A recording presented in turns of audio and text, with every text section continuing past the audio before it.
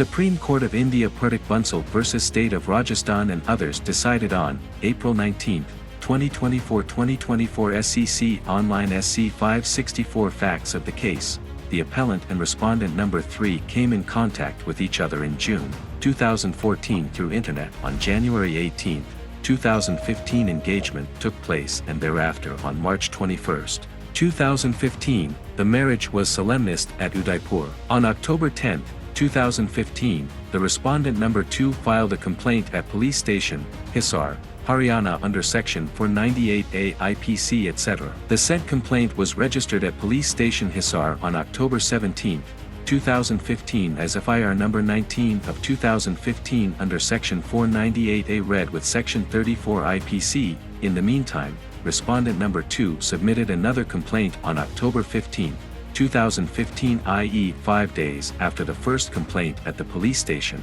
Udaipur in the state of Rajasthan on the same set of allegations as in the previous complaint. This complaint came to be registered on 1 November 2015 as FIR number 156 under section 498A/506 IPC etc. Supreme Court also stayed further investigation in the FIR number 156 dated November 1, 2015 PS until further orders. As such, the said FIR has not been investigated. Trial court at Hisar v. Judgment dated August 2, 2017 acquitted the appellant. Rajasthan High Court dismissed petition filed under section 482 of the CRPC for quashing the FIR number 156 of 2015, Women Police Station, Udaipur under sections 498A, 406, 384, 420 and 120B of IPC. Findings of the court.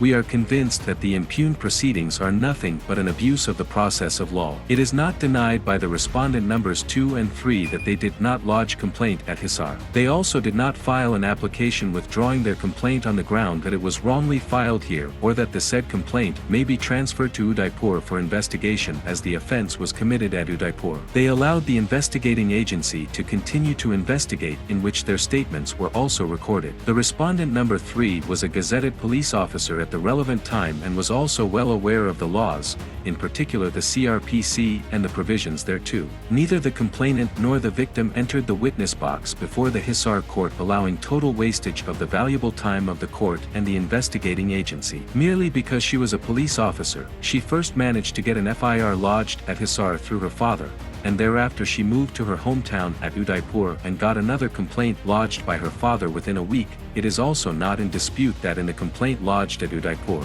the allegations were the same as in the complaint at Hisar, and additionally it was stated in the complaint at Udaipur that the complainant had earlier lodged a complaint at Hisar. Thus, the investigating agency at Udaipur was well aware of the complaint on similar allegations being lodged at Hisar. The High Court again fell in error in observing that the Rajasthan police was not aware about the earlier proceedings initiated at Hisar. The High Court and the Rajasthan police were expected to at least read the complaint carefully. We are of the view that respondent numbers 2 and 3 had been misusing their official position by lodging complaints one after the other. Further, their conduct of neither appearing before the trial court at Hisar nor withdrawing their complaint at Hisar would show that their only intention was to harass the appellant by first making him face a trial at Hisar and then again at Udaipur. It would also be relevant to note that the appellant had been arrested and thereafter granted bail. And now before this court, the respondent numbers 2 and 3 have been vehemently opposing the quashing of the FIR at Udaipur.